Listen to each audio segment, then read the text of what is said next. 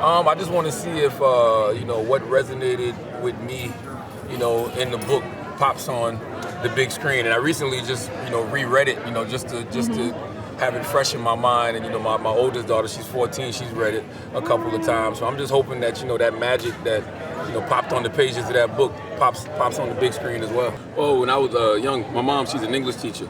And so, I grew up on the Book It program. And my mom gave me a great piece of advice. She would always tell me to read things that don't pertain to me.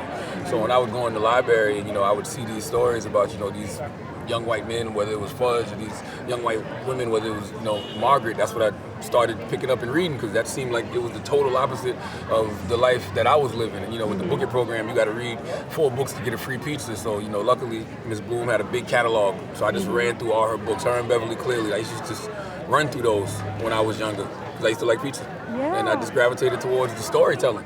That's what it is with Judy Blume, or whether it's a Jay-Z or Ghostface, whoever it is, Biggie Smalls, any of these great storytellers is what we gravitate towards. It doesn't matter, what their gender is or what their race is. If they're telling a great story, they'll capture the people, and that's what Judy Blume's work did for me when I was young. When you first read it, you feel like you're peeking into a young woman's diary. Yeah. Like you're reading all of these things that you probably shouldn't be reading. Yeah. As a young man. But when I read it when I got older, I just resonated with it even more, because it's not just a coming of age tale for a young woman, it's just a coming of age tale for a young person, period. The insecurities, the anxiety, the wanting to fit in, the wanting to be down. So anybody can relate to that.